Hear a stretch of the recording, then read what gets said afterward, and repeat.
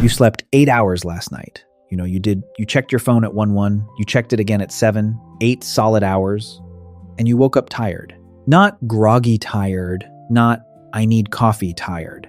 Tired in a way that the coffee doesn't touch. Tired the way a phone feels tired when it's been running 17 apps in the background all night long while the screen was off. That kind of tired.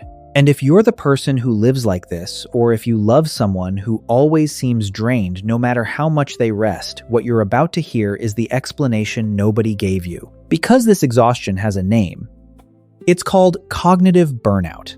And the last sign of it is the one that quietly costs you the most. Here's the thing that makes cognitive burnout different from regular tiredness. Regular tiredness is a gas tank running low. You rest, you refuel, you go again. Cognitive burnout is what happens when the engine never actually turns off. Psychologist Herbert Freudenberger, who first mapped this territory, described it as the result of prolonged internal demand, not just doing too much, but being on alert too long. Your brain, specifically the part that scans for danger, has been running a low-grade emergency broadcast for so long that it forgot how to switch to a different channel. The technical term for what's happening in your body is chronic cortisol load. Cortisol is your stress hormone, and in short bursts, it's genuinely useful. It sharpens you, moves blood to your muscles, gets you ready. But when it runs continuously, day after day, it starts doing the opposite. It starts breaking things down. And sleep, as restorative as it is, cannot fix a system that is still actively treating Tuesday morning like a threat. This is why rest stops working. And it's not a character flaw. It's a biological mismatch. Sign 1. You are exhausted by decisions that shouldn't cost anything. You stand in front of the fridge at noon, and picking between leftover pasta and making a sandwich feels genuinely hard. Not inconvenient hard, like a small weight sitting on your chest. You've been there. Maybe you've closed the fridge, walked away, and just didn't eat. Researchers call this decision fatigue.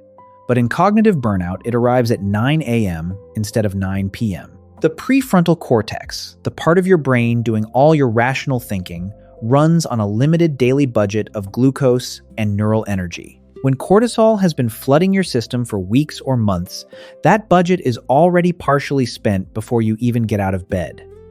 So by the time a simple choice arrives, the machinery is already half exhausted. The people who told you to just make a decision were talking to someone with a full tank. You haven't had a full tank in a while. Sign 2. You can't remember finishing things. You sent the email. You know you sent it. But an hour later, you're opening your sent folder to check, because the act of sending it left no real trace in your memory. Or you've driven a familiar route home and arrived with no recollection of the last 10 minutes of it.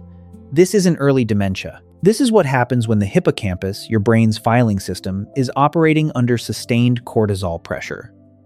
High cortisol literally impairs memory consolidation. The moments aren't being saved properly because your brain is too busy running its background security scan to fully process and store what's actually happening in front of you. If that's already 2 out of 2, stay with me, because it gets more specific from here.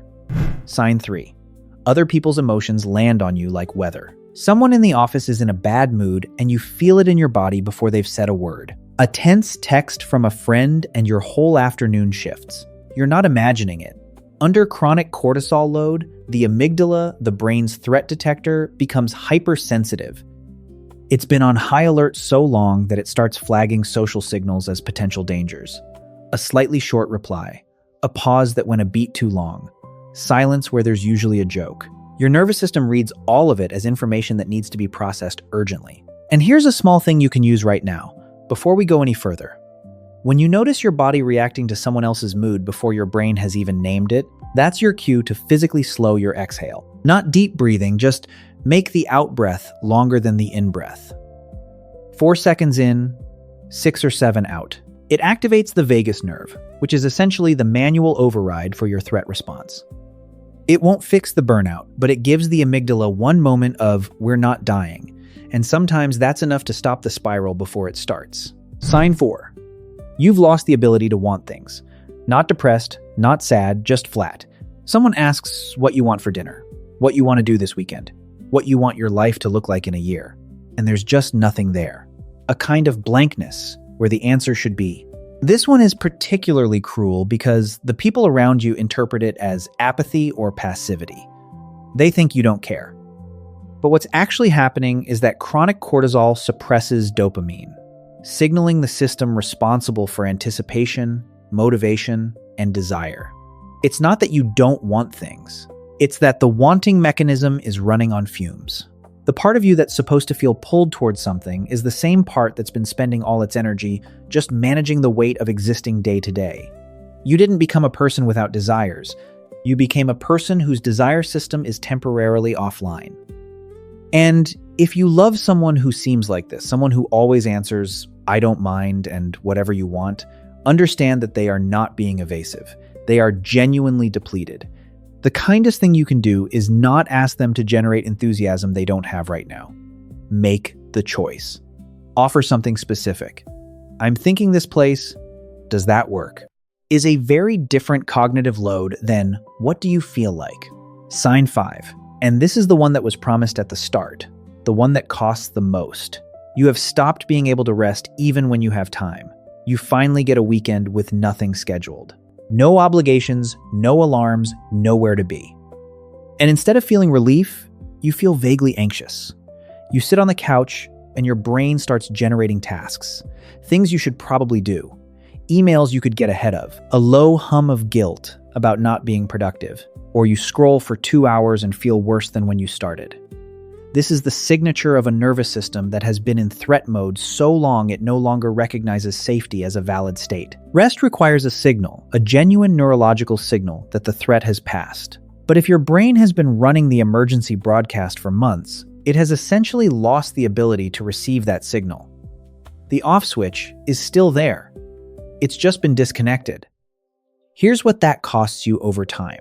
The relationships where you're physically present but mentally somewhere else, your partner talking to you while you're nodding, but nothing is landing. The creative thinking you used to do effortlessly, that now feels like trying to start a car in January. The version of you that used to get genuinely excited about something, that had opinions and energy and a kind of aliveness, that version keeps getting pushed further into the background. Not because you changed, because the system keeping you in survival mode never got the message that the crisis was over. So here's how you start taking the wheel back. Step 1. Stop trying to rest harder. The instinct when rest isn't working is to get more rest, longer sleep, more weekends off. But if the nervous system is still in threat mode, more rest just means more time in an anxious standstill. What you need first is not more rest, but a different kind of input. Specifically, physical movement, not for fitness, but for neurology. Even a 20-minute walk where your body is actually moving through space sends a signal to the threat detection system that you are not in danger, because animals in genuine danger do not walk at a leisurely pace. It sounds almost too simple.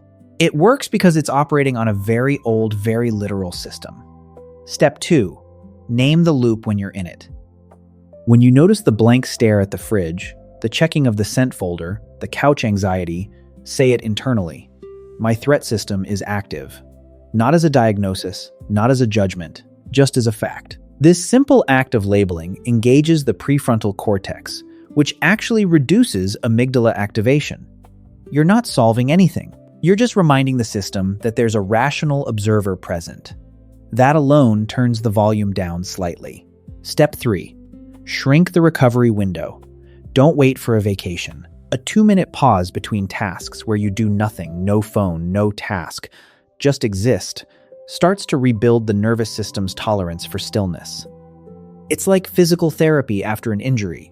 You don't start with a marathon, you start with walking to the mailbox. What cognitive burnout actually reveals, when you look at it clearly, is that the people who experience it most severely are often the ones who care the most about doing things right, about other people, about not dropping the ball. The exhaustion is not proof that you're weak.